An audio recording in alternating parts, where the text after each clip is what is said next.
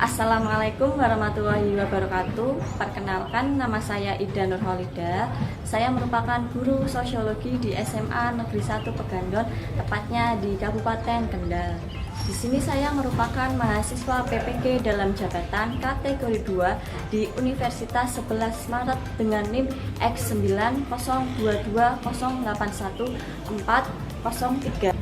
Pada hari ini, Kamis 8 Desember tahun 2022, saya akan melakukan praktik pembelajaran guna mengikuti UKIM atau uji kinerja dengan materi macam-macam konflik sosial di kelas 11-7.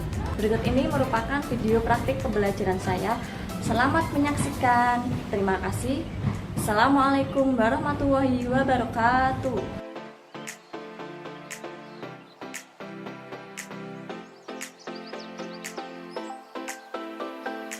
Assalamualaikum warahmatullahi wabarakatuh. Waalaikumsalam warahmatullahi wabarakatuh.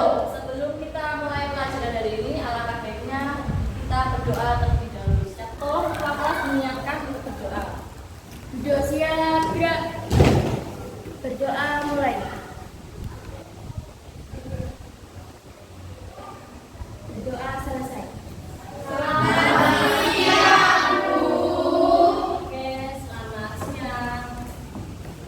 Gimana kabar kalian anak-anak? Alhamdulillah. Baik. Hari ini siapa yang sudah hadir? Ini. Alhamdulillah ya, sehat-sehat semua. Silahkan cek pakaian kalian apakah sudah rapi atau belum. Sudah. Kalau lingkungan sekitar kalian gimana, sudah bersih belum? Oke. Minggu lalu kita sudah mempelajari materi tentang permasalahan sosial. Nah, hari ini kita akan ke materi baru. Tentang apakah itu? Hari ini kita akan mempelajari tentang konflik sosial. Sebelum kita ke materi, saya ingin bertanya kepada salah satu anak tentang itu. Pertanyaannya, pernahkah kalian berbeda pendapat dengan teman kalian atau saudara kalian? Oke, silakan ajukan tangan. Pernah biasanya berselisih paham dengan kakak atau berebut sesuatu di rumah. Oke, terima kasih Alvia sudah menjawab. Benar sekali. Pertanyaan tadi itu termasuk ke dalam konflik sosial. Kenapa? Mari kita bahas ya. Sebelum ke materi, ini ada beberapa tujuan pembelajaran yang akan kalian capai. Yang pertama, peserta didik dapat menganalisis bentuk konflik sosial berdasarkan artikel berita. Yang kedua, peserta didik dapat menganalisis faktor penyebabnya. Yang ketiga, peserta didik dapat menganalisis atau memberikan solusi atau upaya untuk menyelesaikan konflik sosial.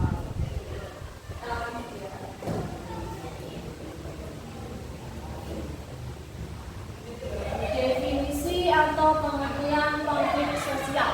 Konflik itu berasal dari kata apa, Cak? Konfigel atau yang berarti saling memukul. Konfigel itu saling memukul. Walaupun pada kenyataannya kalau konflik itu kan harus saling memukul. Biasanya itu diawali dengan perdebatan antara dua orang atau lebih. Nggak mungkin kalian itu berkonflik dengan dengan diri sendiri kan nggak mungkin. Pasti kan ada lawannya. Nah, di sini ada pengertiannya yaitu interaksi antara dua orang atau lebih. Di sini biasanya ditandai dengan sikap mengancam. Di sini ada macam-macam konflik sosial menurut para ahli. Kira-kira ada apa saja ya? Kita lihat ya, anak. Yang pertama ini apa? Konflik pribadi. Nah, kalian pernah mengalami konflik pribadi? Pernah. Biasanya kalian mengalami konflik pribadi itu sama siapa? Teman. Terus keluarga. Kakak. Nah, biasanya yang paling sering terjadi itu kalian itu biasanya berebut sesuatu dengan kakak atau adik kalian. Misalkan di rumah mau nonton TV, pasti kalian berebut remote. Mau beli makan, pasti berebut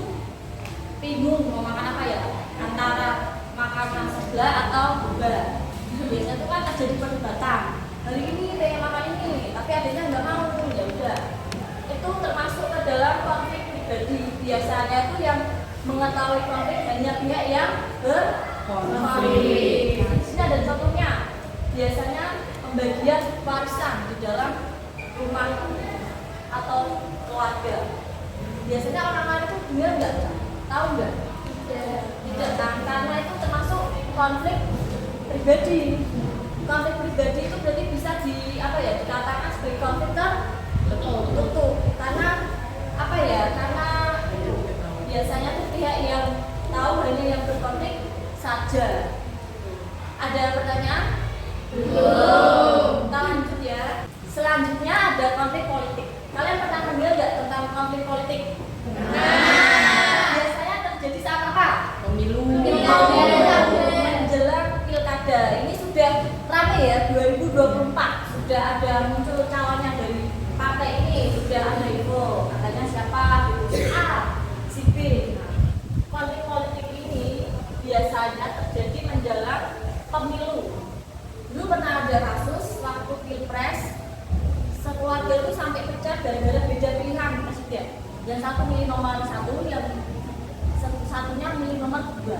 Itu sangat-sangat memprihatinkan ya. Dari politik sampai ke pribadi.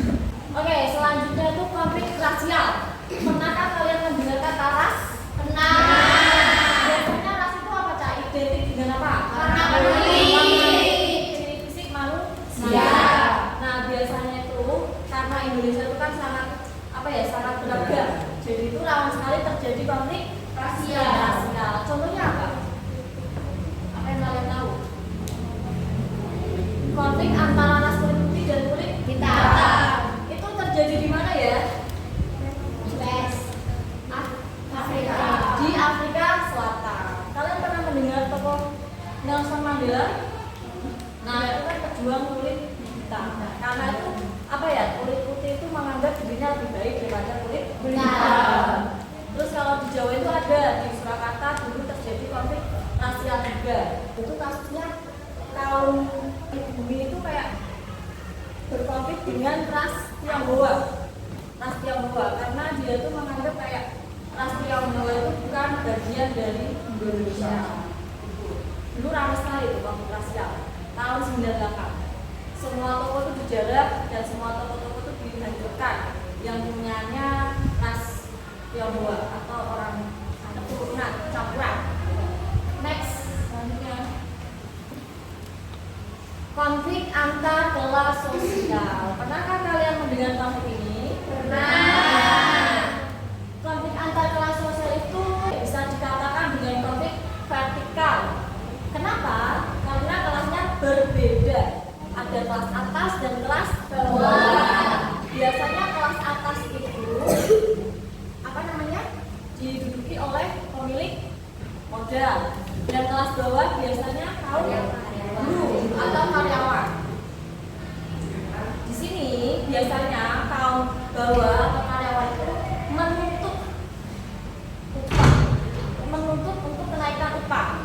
Kenapa dia menuntut kenaikan upah? Karena si karyawan ini sudah bekerja sangat keras, sudah lembur, sedangkan si pemilik modal ini atau pemilik perusahaan hanya menginginkan menginginkan keuntungan. Berarti kan mereka itu mempunyai kepentingan yang berbeda. Misalkan ada yang si pemilik modal ini tujuannya ingin semakin kaya, tujuannya seperti itu, menghemat biaya produksi, tapi mendapatkan hasil yang sangat banyak. Nah, di sini terjadi konflik antar kelas sosial atau konflik vertikal. Di sini sampai sini ada pertanyaan nggak? Belum.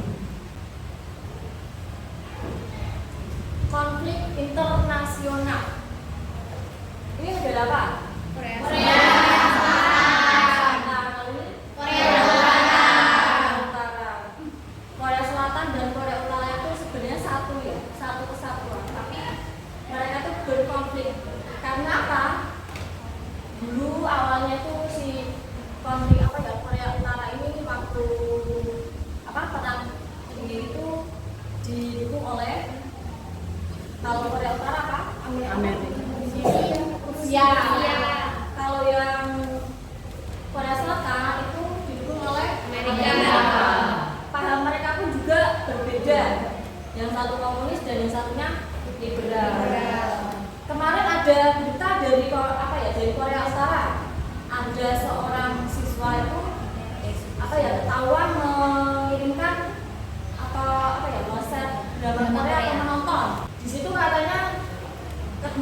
itu di apa Cak? Dihukum mati ya? Iya.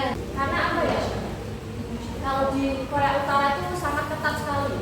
Banyak apa ya? Mungkin pahamnya juga paham komunis. Jadi ya mereka itu sangat berbeda. Misalkan kayak di drakor itu loh, kalau kalian pernah menonton drama Korea yang menceritakan tentara Korea Utara dengan seorang gadis yang dari Korea Selatan itu kan sangat terlihat sekali perbedaannya. Yang satu negaranya sangat maju sekali, sangat glamor, yang satunya sangat masih berkembang, dan kalau malam itu biasanya tuh gelap ya, semua lampu tuh dimatikan. Kalau di Korea Utara itu yang punya mobil itu hanya orang-orang tertentu.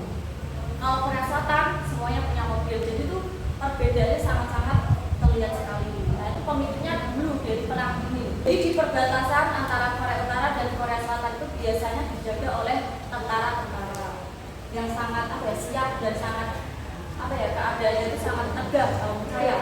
Kalau dia di film kan seperti itu. Jadi kesimpulannya, konflik internasional itu apa? Tolong dibacakan. Baca secara Konflik yang melibatkan beberapa kelompok negara karena perbedaan kepentingan masing-masing negara. Oke, konflik internasional itu berarti melibatkan dua negara atau lebih karena perbedaan kepentingan. Seperti Indonesia dan Malaysia itu kan mempunyai kepentingan yang berbeda. Sering sekali terjadi gesekan ya, misalkan ada Malaysia itu mengklaim Leo, Bakti gitu, ada lagi nanti apa lagi. Mereka itu dekat tapi ya itu rawan terjadi konflik internasional. Kadang juga Singapura itu memasuki apa ya, lautan Indonesia. Nah kan ada video kapal Singapura itu memasuki lautan di Indonesia dan dikejar oleh tentara Indonesia. Pernah juga dulu ada kapal nelayan ditenggelamkan di laut Indonesia. Itu kan pernah terjadi. Nah, sampai sini ada pertanyaan? Belum. Oke, next. Oke, hari ini saya akan membagi kelas ini menjadi 5 kelompok. Masing-masing kelompok itu berisikan 4 orang anak. Nah, tugasnya nanti kelompok 1 sampai kelompok 5 itu mempunyai tema yang berbeda-beda. Sebelum saya jelaskan tugasnya, alangkah baiknya kita membagi kelompok dulu ya. Iya. Berhitung dari pojok sana 1 sampai 4. 2, 3, 4. 1, 2, 3, 4.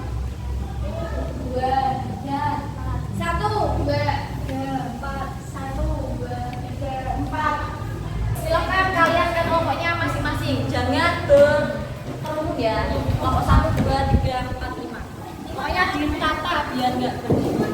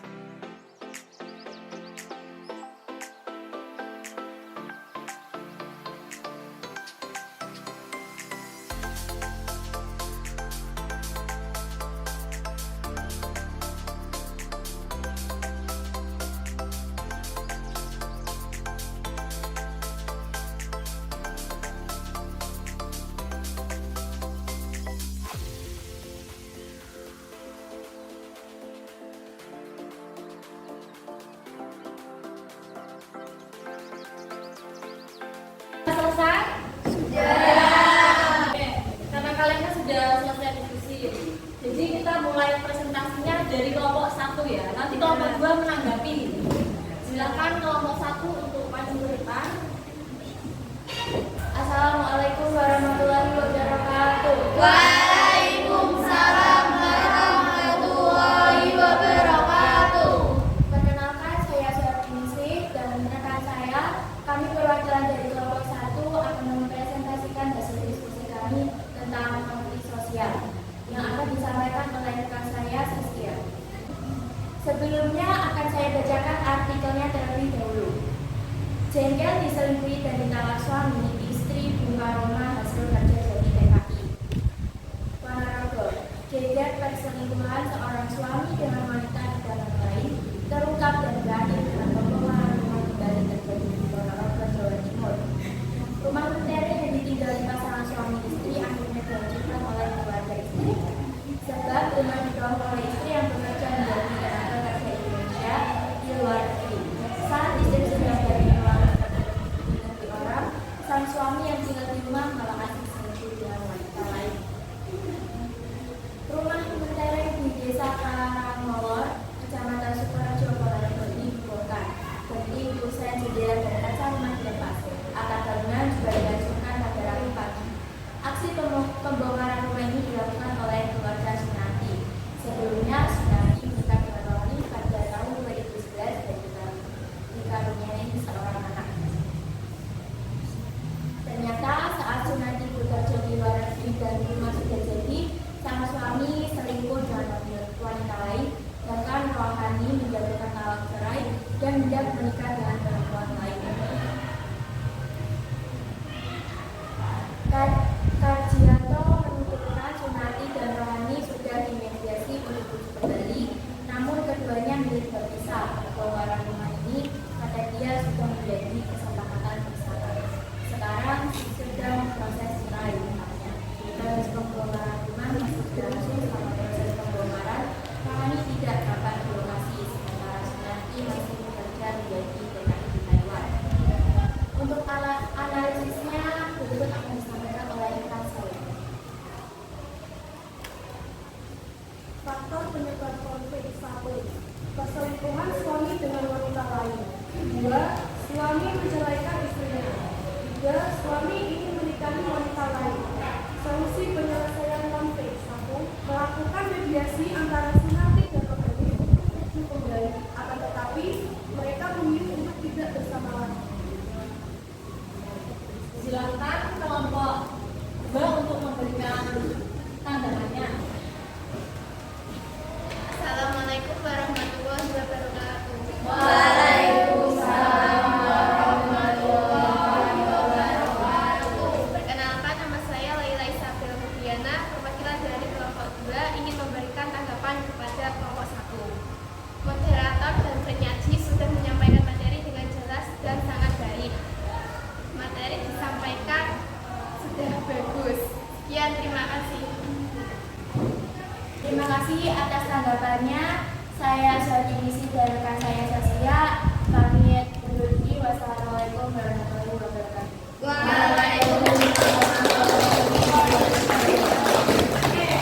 Terima kasih kelompok 1 sudah menampilkan hasil diskusinya.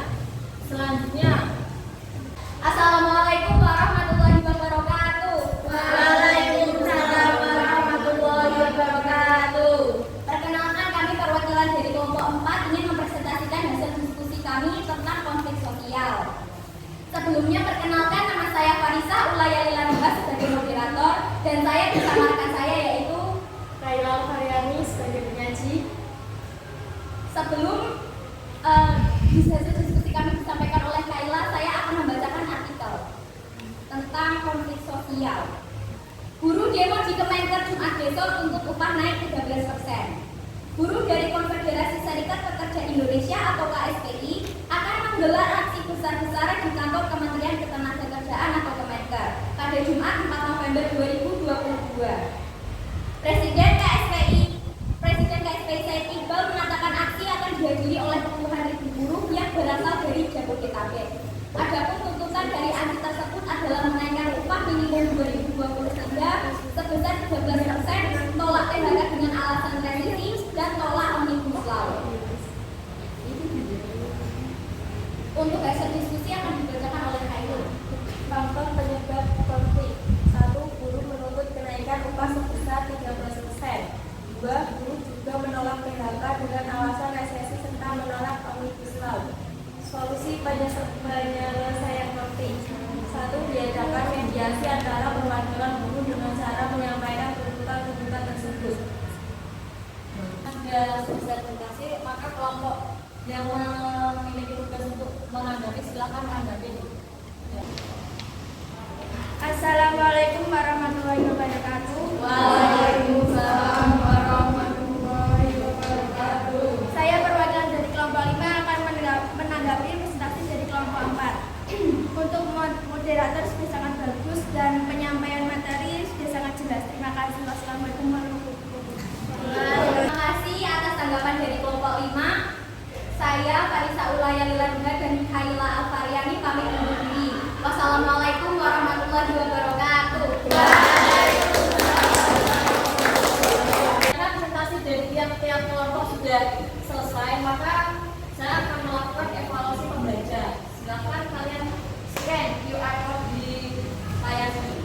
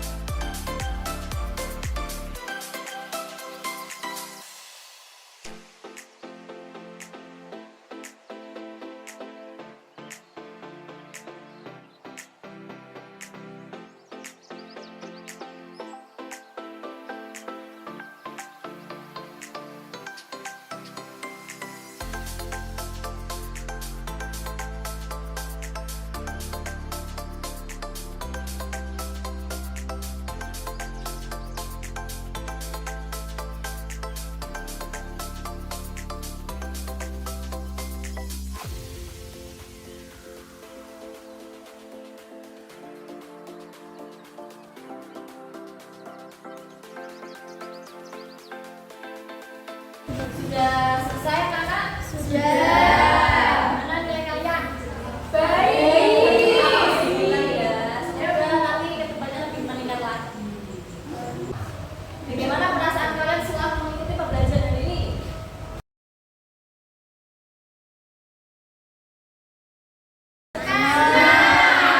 Asik.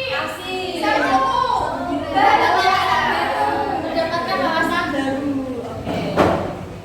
Oke, mari kita menyimpulkan pembelajaran hari ini. Kita simpulkan, kita hari ini sudah mempelajari apa saja. Ayo bareng-bareng. Kita sudah mempelajari apa saja anak-anak hari ini. Sosial.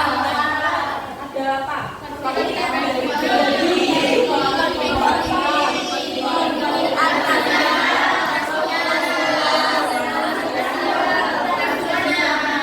sudah mempelajari macam-macam konflik sosial. Yang pertama itu konflik pribadi, konflik politik, konflik rasial, antar kelas, oke,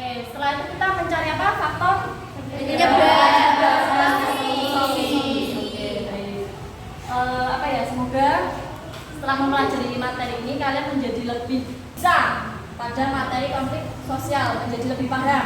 Dan apa ya, jangan lupa kalian tetap belajar ya anak-anak. Nanti apa ya, masa depan kalian masih panjang. Pokoknya tetap semangat dan jangan lupa berdoa.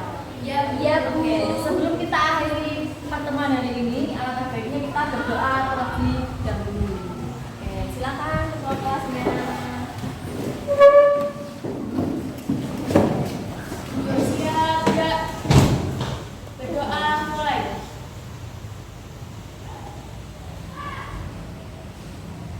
Berdoa selesai. Terima kasih untuk hari ini. Assalamualaikum warahmatullahi wabarakatuh.